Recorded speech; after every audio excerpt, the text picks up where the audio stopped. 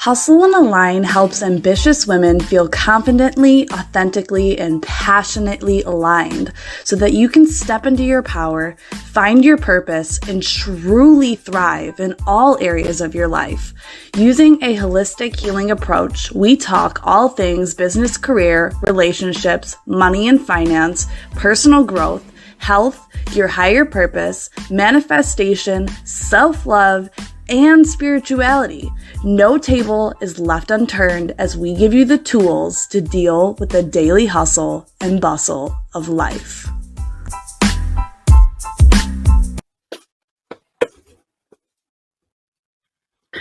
All right, so welcome back to another podcast episode of Hustle and Align. We have Valarie here with us today.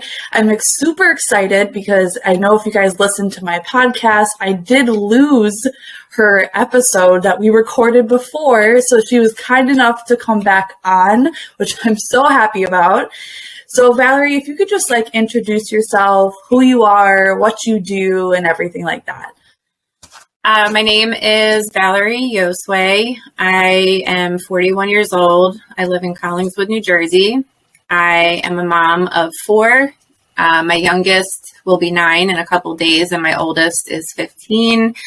I am a dancer, ballet teacher, dance model, podcaster, blogger. In 2019, I experienced a series of losses. My husband passed away from stage 4 esophageal cancer. One of my close friends passed away 2 weeks after that from alcohol addiction. 6 months later, my grandmother passed away from dementia. And all of that, basically, I was experiencing such an extreme sense of grief that it felt trapped in my body. So after not dancing for 21 years, I decided to go back to dance. And then shortly after started teaching ballet and the dance modeling, and I've been doing it ever since. You love that. So I will ask the question that I ask all my podcast guests. I know you've heard this before, but what makes you feel aligned while dealing with the daily hustle and bustle of life? Dance definitely makes me feel aligned, it's so interesting. It's almost like our bodies just know what we need, and they give us clues to what we need until we listen to our body. So, if you're exhausted, instead of pushing through, you should rest, because that's what your body needs. Even if you don't want to rest, our body will, sometimes you might get sick, you might get a cold, and that's your body's way of saying, hey, you need to chill, you need to slow down and just rest. And that's how I felt in 2019, because 21 years is a really long time to not do anything, but especially ballet and point shoes and all of that. And it was my body actually telling me, you have to start doing ballet again. That's how you're going to feel aligned and, process the grief and find joy and all of those things. That was the answer. And it was so loud and clear in my mind. But as we talked before, and you talk about it on your podcast, stories, whether it's from our parents growing up or from society, we're given these messages just over time, and they kind of can take over your thoughts. So the first time that thought came to me, I was sitting in bed, and it was like a voice in my head saying, you should go back to ballet because that will help you process this and get through this. But then the other voice was saying, are you nuts? At the time I was 38, you're 38 years old, you have 4 kids, you haven't done it in 21 years. What are you thinking? You could hurt yourself. You probably can't do it. So I was having an internal battle in my mind, and I had to shut out the doubts and the negative voices and the stories. And, I'm sure if you asked a bunch of people, they would probably agree, yeah, you're nuts. You can't do that, or you shouldn't do that. You're a mom, focus on your kids and they're dancing. And I was just no, I'm going to go for it. There's a reason that my body is telling me to do this. And I'm so glad that I listened, because it has completely changed my life. And because it's made me happy and helped me process my grief, it's also helped my kids and really anyone around me. So it's definitely, it's made me feel aligned with like a higher purpose. That's a way that I look at it. And I'm all about quotes. I'm sorry. I just like, they help me with anything. So I wanted to read this because I love it, and it really explains how I was feeling in 2019. And then I'll explain why dance helped with that. So it says, grief, I've learned, is really just love. It's all the love you want to give but cannot. All that unspent love gathers up in the corners of your eyes, the lump in your throat, and in that hollow part of your chest. Grief is just love with no place to go. And that's how I felt. I felt it actually trapped in my chest. And I was like, I don't know what to do with myself. I can't just sit here. I can't just keep sleeping and shutting down. I have to move my body, and not in just a sense of going to the gym or, just working out. I was always active. Even the 21 years that I didn't dance, I did yoga and rock climbing, kickboxing, the gym. I always stayed active, but not with dance. I needed movement on another level. I needed this to be mental, emotional, and physical, not just physical. And that was why I started dancing again. And it was exactly what I needed.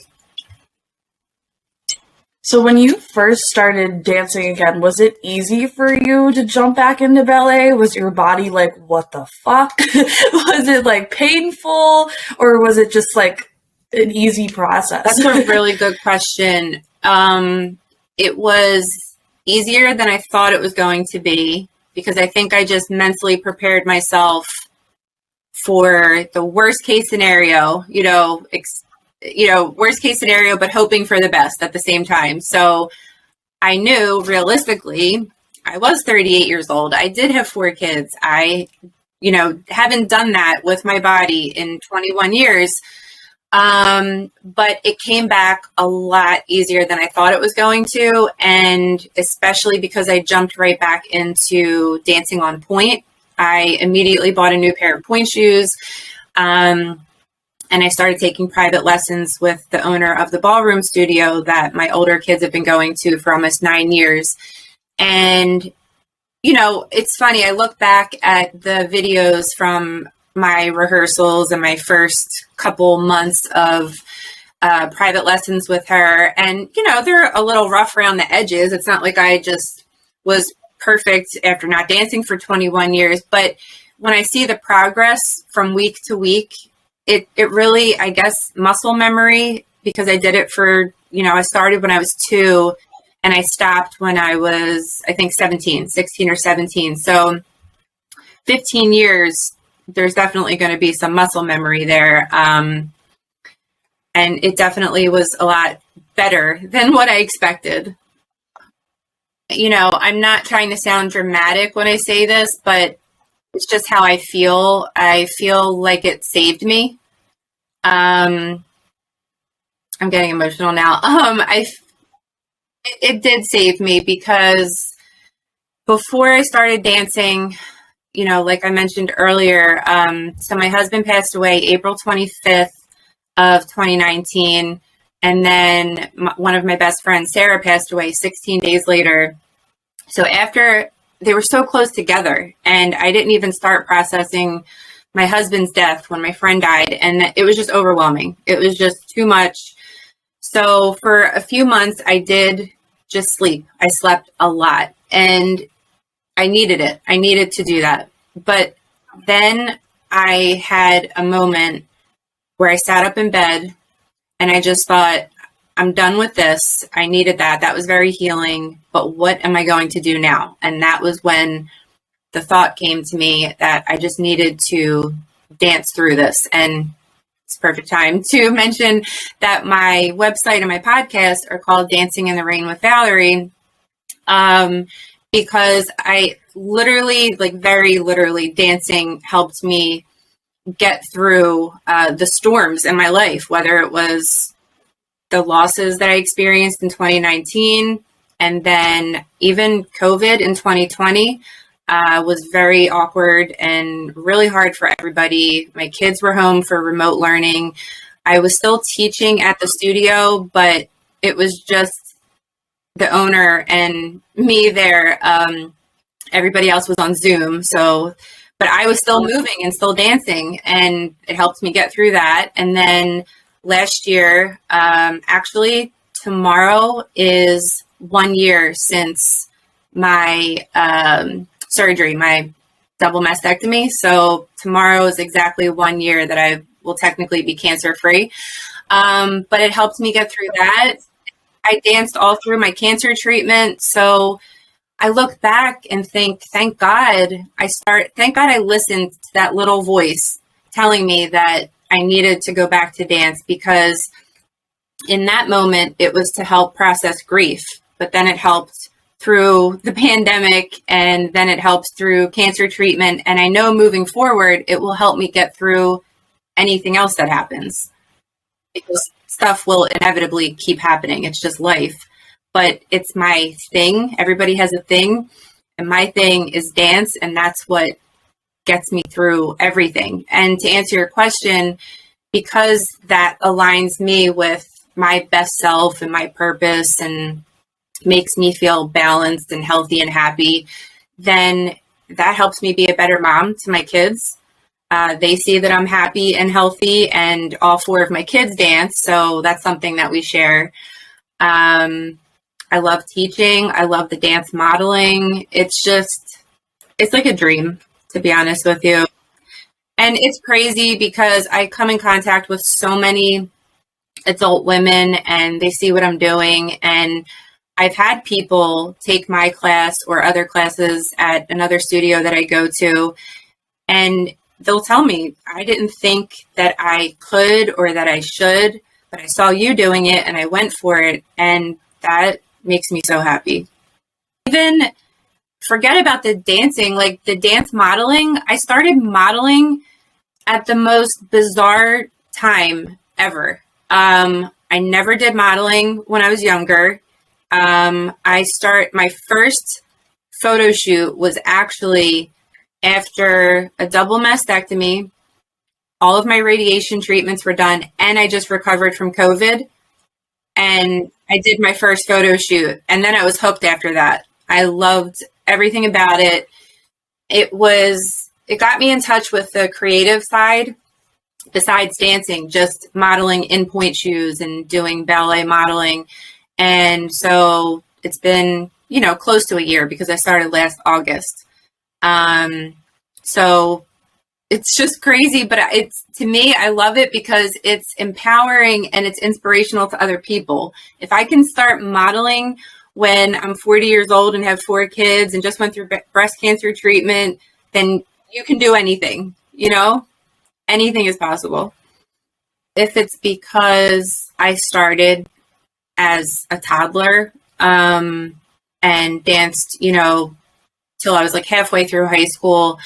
I don't know if it's just, I definitely think it's in my blood, because my grandmother danced and she taught me the love of dance. I have the greatest videos of her. One I saw recently, she's dancing in the aisles at a supermarket. She passed away in 2019, but I just have so many great pictures and videos of her. And when I was younger, we would take the train to Virginia to visit family, and she would be dancing on the train. She would dance in the streets. She would dance in shows, but she would just dance everywhere. And like you said, what you said a couple minutes ago just reminded me of her, because she taught me it's okay to be weird or kind of out there and dance in the streets. And I taught my kids that, and I love that, because it only takes one person to show people that that's okay.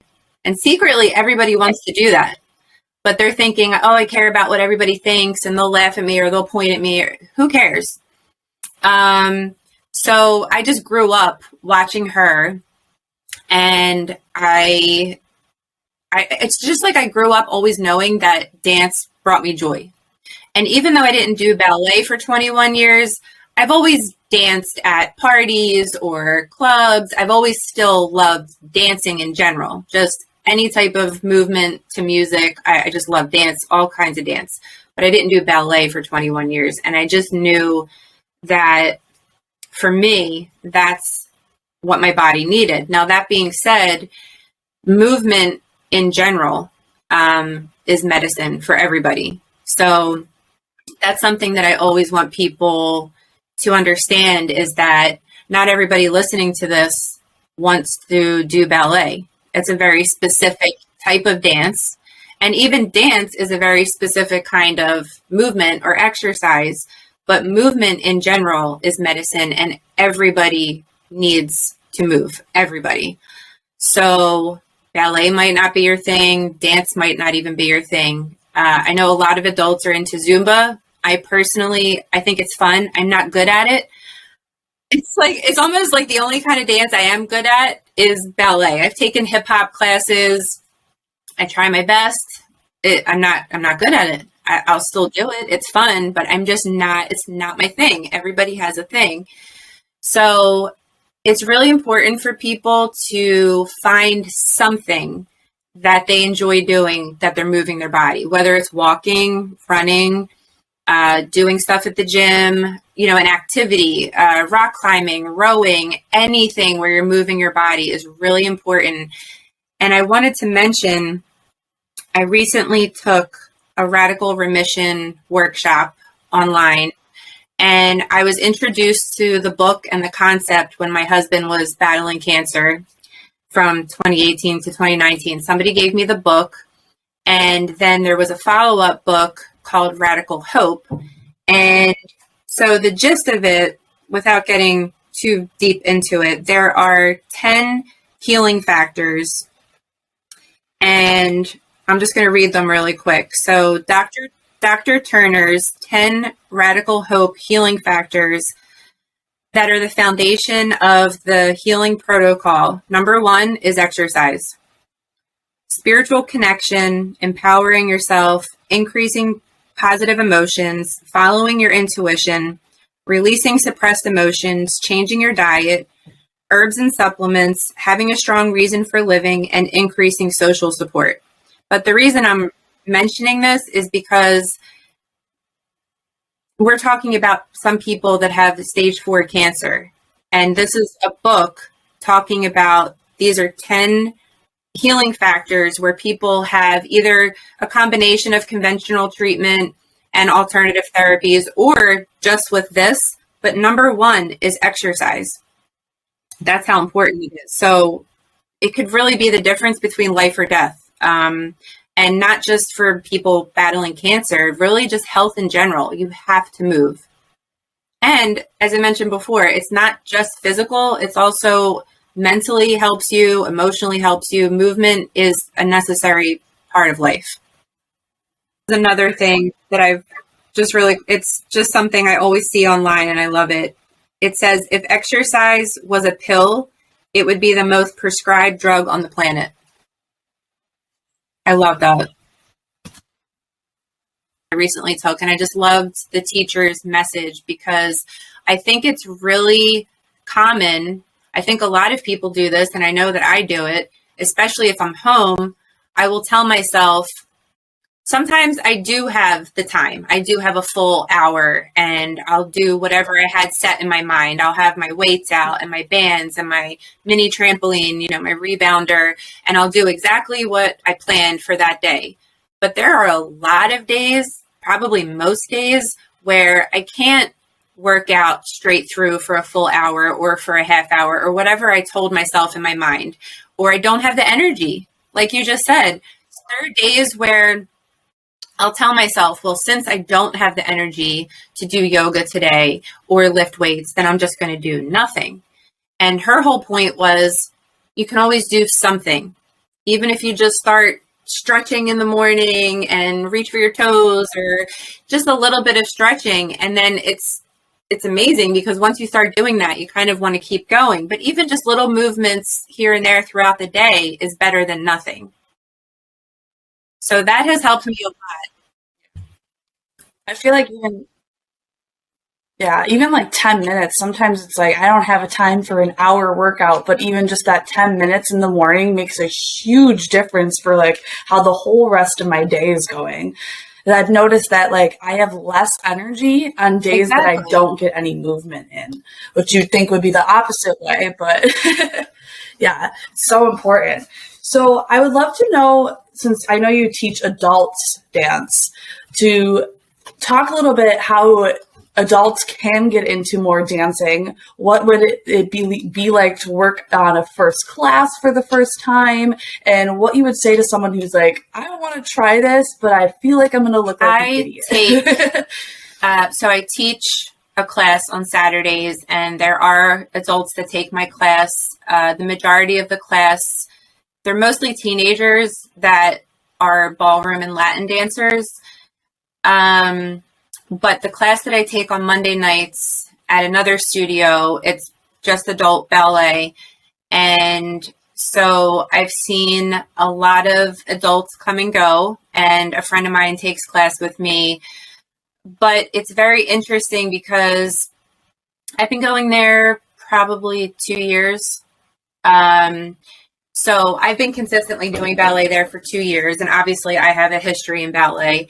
But I have seen adults come in, and I always tell them, like, I know it's going to seem overwhelming, especially because ballet, all the terminology is French, all of it. So it's like, it's not like if you take a hip hop class where you're just saying, normal movements. It's like plie and jeté and grand battement. It sounds like, it's a different language. Literally, it's a different language. So just the terminology alone can be very overwhelming. And I just grew up learning it, so I know the terminology. So I always tell adults that come to class, please, please, please do not be overwhelmed with the terminology. You'll pick it up eventually. And one really helpful thing that I've learned from teaching is when I teach, especially for beginners, is to teach what the movement means. For example, plie means to bend. So if you know that, then you can almost visualize in your mind, oh, that's what we're doing. That's, you can see the movement. So that's really helpful, but really it's just repetition and sticking with it. So I do think that some adults are just, overwhelmed by the terminology. And also ballet is really, really hard. It really is.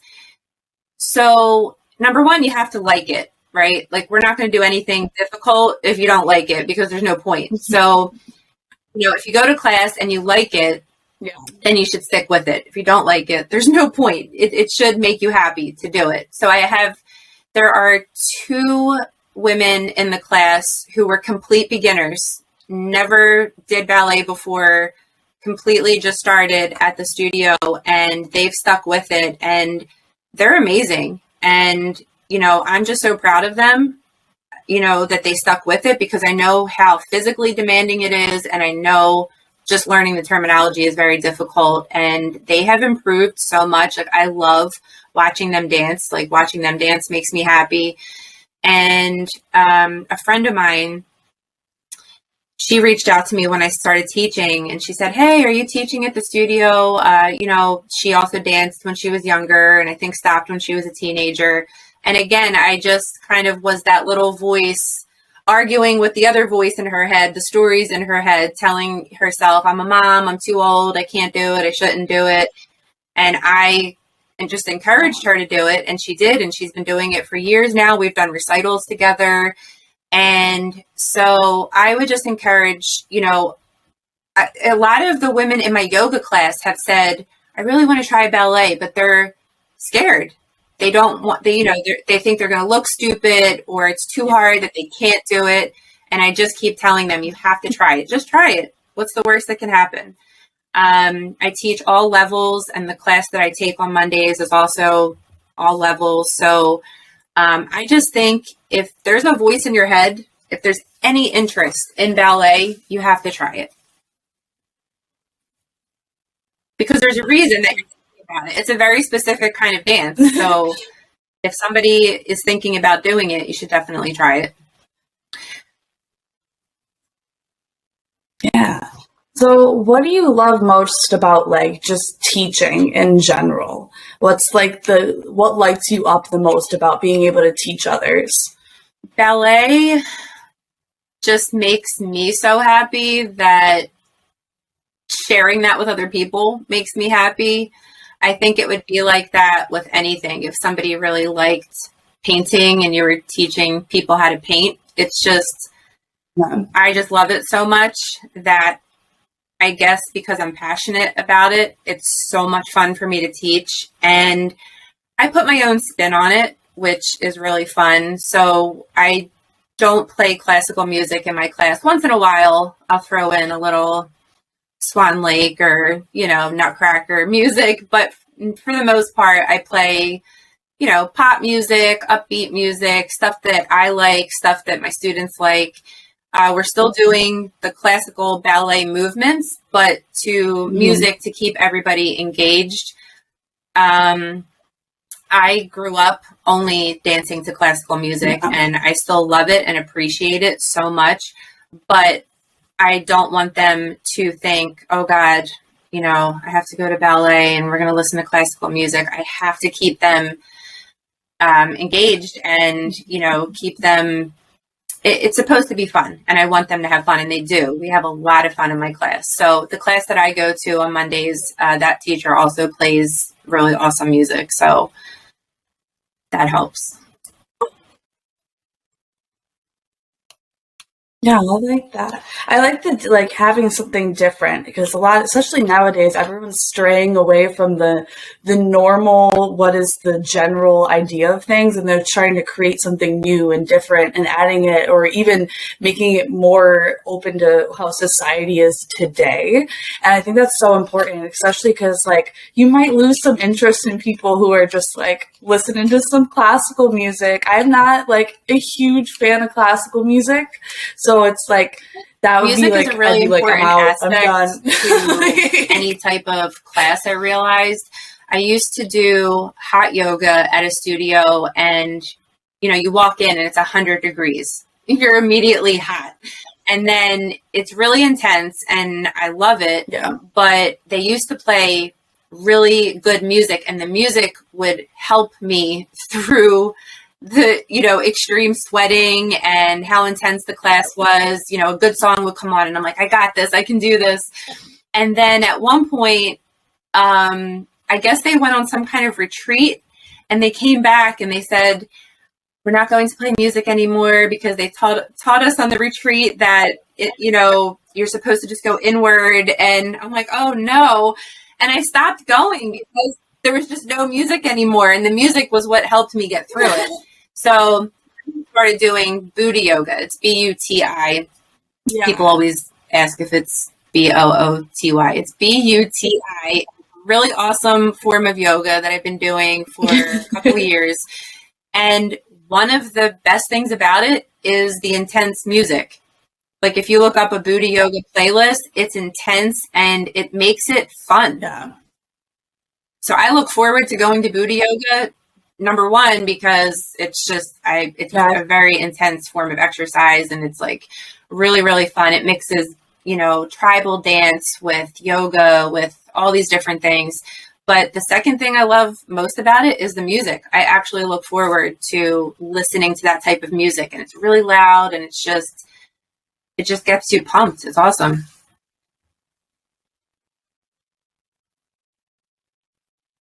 I like that.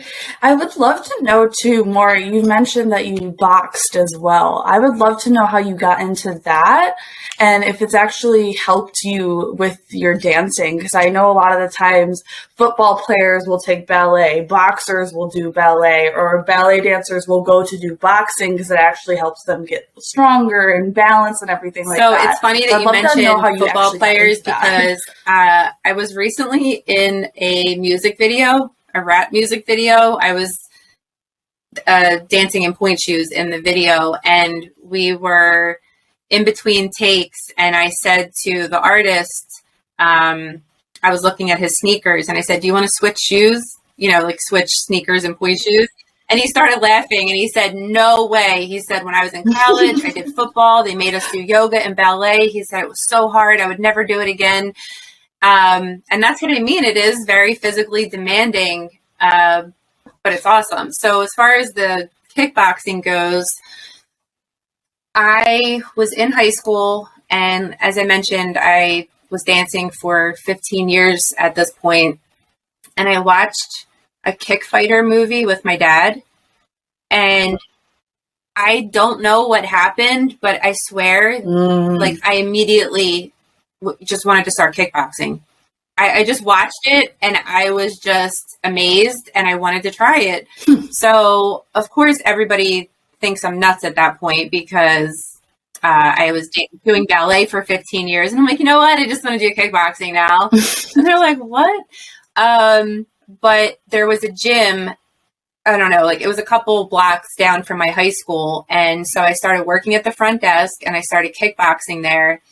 And that's actually where I met my husband. At the time, I was 15 or 16, and he was 3 years older, but he started working there, and he started doing kickboxing.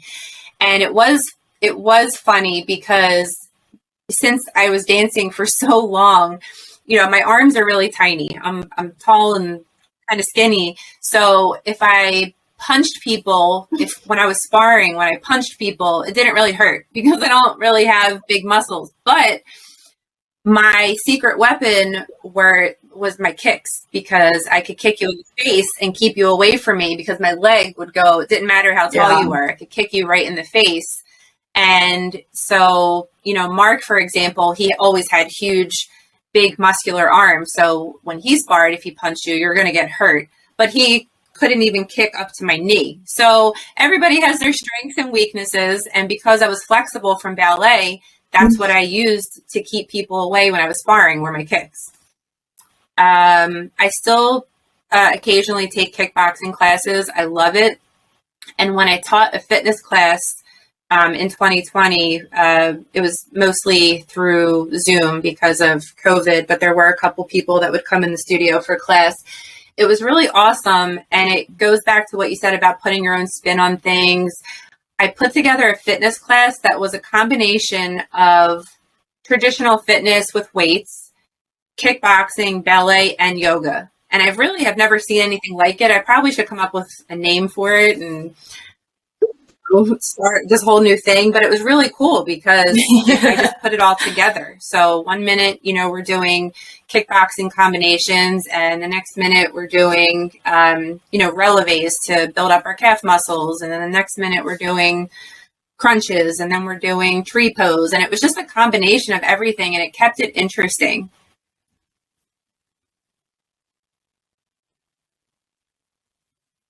Yeah, I feel like too, a lot of people will stick to one type of like movement or exercise for a very long period of time. And I think it's actually more fun to be well-rounded and try out a bunch of different things. Like, yeah, ballet might be your favorite, but you still do yoga. You've done boxing. So I think it's interesting to for other people to notice that maybe they should try different things, even if they're not their And another thing most favorite that's fun to do is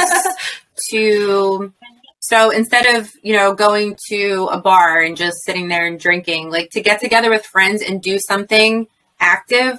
So rock climbing, I love. There's a couple really cool rock climbing places around me. Yeah. What was the other thing I was thinking of? Crap. This happens every time I lose my train of thought. But there are things that you can do, even, I haven't tried it yet, but even like axe throwing or something like that. There's things that you can do with friends, where you're actually being physically active. I was in the Poconos with my kids for a week, and across the street they had archery and rock climbing and all of these things. And we spent, hours outside doing things, and you're not thinking to yourself, oh, I'm exercising, because you're just having fun with your friends or your kids or even by yourself or whatever. You're just in the moment having fun, but your body is moving. And that just reminded me of a really cool study that they taught us about in the Radical Remission Workshop. They did a study of maids, and basically they had a group of maids, and they told them that your job, cleaning, is very good physical, movement and exercise, and it's getting you in shape. And then the other group, they didn't tell that to you. You have to like Google the details, because I don't remember all the details, but the gist was that the group of maids that they told that your job is really good exercise, their bodies changed. So just mentally thinking what I'm doing is physical exercise changed their bodies, which is really cool. So that's a whole other topic. That's so weird. Yeah. When I was pregnant, I was working as like a laundry person at like a nursing home, I would say.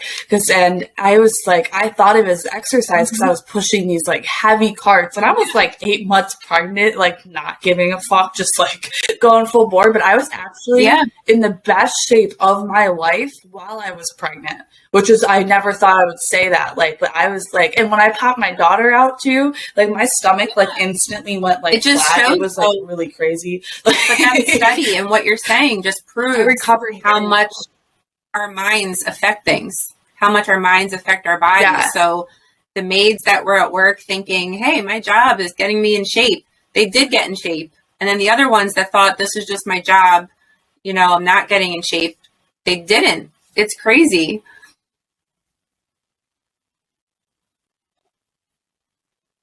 Yeah, I feel like a lot of people don't realize that everything is connected. Sometimes we disassociate our body from our heads, but they're actually really connected. And once you work to connect your mind and your body, that's like, especially in yoga, that's like the main thing, is connecting both. And it's like, once you find that happy medium, it's like, oh my goodness, it feels amazing. It's, like I said, it's not always just about, I think people really, when they hear, you have to move, you have to exercise, you have to, do anything physical activity, they automatically think the gym and lifting weights, and people get turned off. And to be honest with you, I need a gym buddy. I'm not that person to make myself go to the gym. My gym membership is very cheap. I just keep it going. I can't even tell you the last time I was there. Once I'm there, I get into it and I like it. But I need a friend to say, hey, let's go to the gym. And I'm like, okay. Once I'm there, I love it, but I need to just get there. So, I teach dance, I take yoga. So that's a certain day at a certain time. So that helps me keep on track. And then when I can, I do stuff at home. But, doing stuff, with friends or with your kids, like I said, there's so many fun things that you're actually physically active, but you don't think of it. When I go rock climbing, I don't think, well, I just worked out for 2 hours. I just think I just went rock climbing with my friends or with my kids. So there's just so many things, and people have to find what works for them.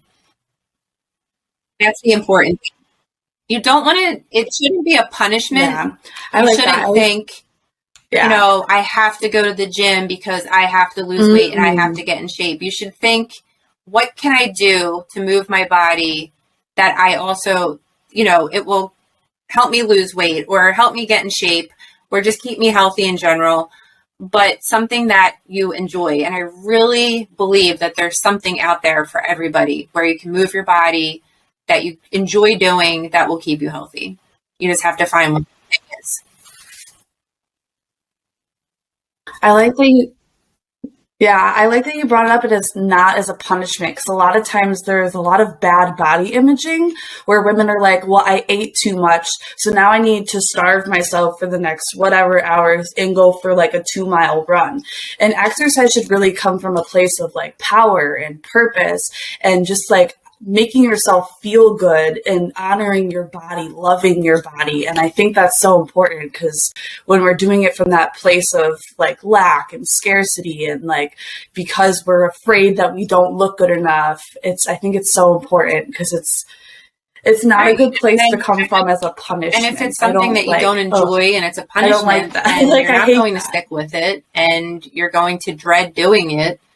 But if you find something that is fun, walking with a friend or running with a friend or going to the gym with somebody, or, you know, for me, dancing or yoga, or there's, I mean, the list goes on and on and on. But once you find something or several things that you enjoy doing, then you'll look forward to doing it. And it's not a punishment.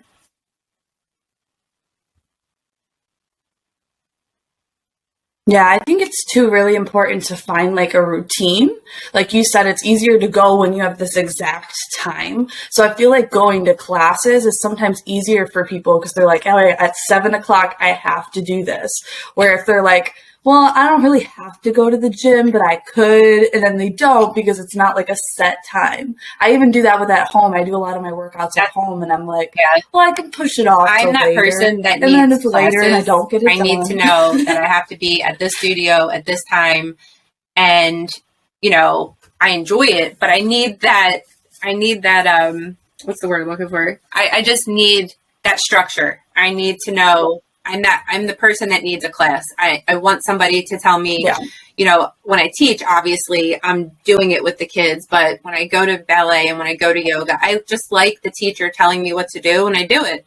And I have to be there at a certain time for a certain length of time. And I just love that. Other people, I know lots of people that have their routine at the gym and, you know, they go at a certain time. I do struggle with that. So like you said, everybody has to find their own way, their own activity, their own structure of what works for them. So some people hate classes. I love classes.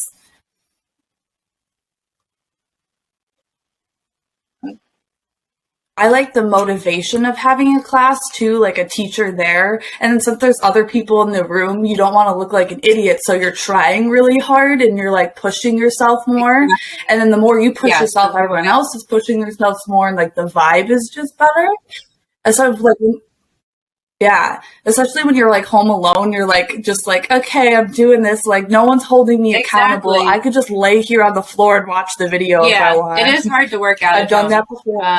Especially, you know, I'll be lifting weights and I'm all into it. And then I hear the noise on the dryer and I'm like, oh, I should get the stuff out of the dryer and fold clothes. And I'm like, no, I'm working out. I have to sleep with it. It's so easy to get distracted at home. Yep. Yeah, definitely. Or that class is it's like in your even face. When I do like, go to okay, the gym, we're doing this all together now. Whenever I want, I can just leave. Nobody. When it comes to like, I know you stay for 5 minutes or 5 hours. I mean, it's just whatever I want to do. But a class, you know, you're there from beginning to end. No one's going to be like, love it.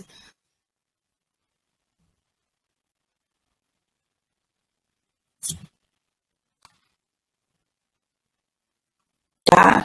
So I would love to know as well, use dancing and boxing and all different forms of movement, exercise as healing, but what else other healing do you do? Do you meditate? Do you like to journal? Do you have any other like healing or self-care things that you love to do? One thing that I did not expect to have this effect was starting my podcast. My intention when I started it, I have so many stories. I have experienced so many losses and I've had cancer and I'm a rape survivor. And I mean, I've dealt with a lot of trauma in my life so far. And I just have a lot of stories and, for lack of a better term, like wisdom to share with other people. And I know that I can, you know, help empower people, and I just wanted to spread my message. So as soon as my last surgery, as part of my breast cancer treatment was last September, I had my tubes and ovaries removed. I think it was a couple of days later. It was definitely less than a week later. I'm like, all right, let's go, ready to start the podcast. Like, let's get this done. It was almost like I just needed the surgeries behind me. So I had the double mastectomy in May and then radiation all summer. And then in September, I had my tubes and ovaries removed. As soon as that was done, I'm like, it's go time. Let's do this. And it was just so amazing sharing my stories was so healing for me, when really the intention was to help heal other people. But talking about what my husband went through, and rape, and my cancer story, and all of these things, it was very extremely healing for me. And the other thing, this is funny. So my friend Kelly, she knits and she crochets. And for years, I have gone to her house and she's making blankets and all these cool things. Okay. And I'm like, dude, I will never do that. I will never, I can't, again, the little voice, I can't do that. I'll never do that. And it took me to a yarn store one day, and I was fascinated. I thought everything in the store was so beautiful, and I'm like, okay, I'll try it. So we signed up for a class. The timing couldn't have been any more, I guess, on point when you think about it. But we signed up for the class, and the next day I found out I had breast cancer. And learning to crochet helped me, especially in the very beginning after being diagnosed, because she taught me how to make blankets. So I've made a blanket. I have crocheted blankets for each one of my kids. Yeah. But it is a meditation. You have to focus on what you're doing, because you have to count a certain amount of, you have to pay attention to what you're doing, or it's just going to be all messed up. So I just remember it would quiet my mind, because if I wasn't crocheting or dancing, my mind would just go nuts. Like, oh my God, you have cancer. Oh my God, my husband died from cancer. What's going to happen? Am I going to die? Oh my God. Like, my brain was going crazy. I could not believe that I had cancer. 2 years before that, my husband died from cancer. I'm a single mom of 4 kids. I'm like, this can't be happening, but it was happening. So I had to get through it. And, I can't dance every minute of every day. But when I was home and my kids were sleeping, or I had a couple minutes here and there, I would work on the blankets. And at the end of it, you're creating something beautiful. And you get, my kids love their crocheted blankets. They sleep with them every night. Even when we went to the Poconos, they brought their crocheted blankets with them. And I'm like, oh, it's so cute. But that's something that they can keep forever, that I made. And I never thought I could crochet ever. I still can't believe I crochet. I'm on a basic level. I don't do patterns or anything, but the fact that I can make a blanket is amazing to me. So the other thing I do that we talked about in the Radical Remission workshop, I do feel like I probably need to step up my meditation game a little bit. But what I do throughout the day is deep breathing meditations or deep breathing exercises. And it's so simple. And what the teacher told us the one day just stuck with me, because she said, if you're at a red light, instead of checking your phone, do a deep breathing exercise where you take a deep breath in for 5 seconds, hold it for 2 seconds, let it out for 5 seconds. And when I started doing that, I was amazed at how much better I felt. Instead of immediately reaching for my phone, I would just do, even if you do it once or twice, you just feel so much more relaxed and present. It just changes everything. And it's very healthy to do deep breathing exercises.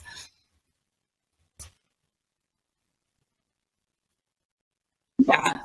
I think it's important too, especially for like when first thing in the morning, most of us go and grab our phone right when we wake up, and we're literally putting a bright light right in front of our eyeballs. We just woke up, and then we're shoving all this nonsense information, scrolling through TikTok, doing all that stuff, where if we started off our morning a little bit more gentle and like journaling, or just like even just making the bed, it makes you feel a lot better than shoving all that information in your brain right when you wake up. I think that's so important, because we are all like glued to and that was phones. Another thing that I know it's a problem for me. The instructor with that yoga bar workshop mentioned. She said, instead of waking up and either grabbing your phone or even jumping out of bed to brush your teeth and get ready and go to school or work or whatever, she said, just take a couple minutes to like stretch your body and move around, and instead of just jumping out of bed and like, here we go, all day, every day, running around. And I've started doing that, and it feels really good, and it starts your day off in a completely different way.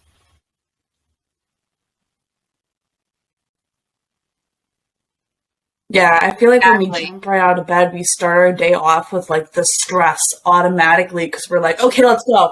And it's like, okay, like, hold on. My morning routine is like the key. Like I either like do it in half an hour to a 2-hour morning routine every morning, depending on what I have going on. And I don't know what I'd do without it. I really don't. That's the time for the rest of the day. It makes a huge difference. Yeah. So I would love to know where listeners can find you, where they can connect with you. I know you mentioned the podcast, and I will be adding the links below. My website is dancingintherain.com, and it's VALARIE. And my podcast is Dancing in the Rain with Valarie. It's on Spotify, YouTube, and all of the podcast platforms. If you go on the website, it will include other, interviews I've done, magazines, newspapers, other podcasts. So everything is on the website, and it will post my most recent podcast. And if you click on that, it'll bring up all the other ones. Well,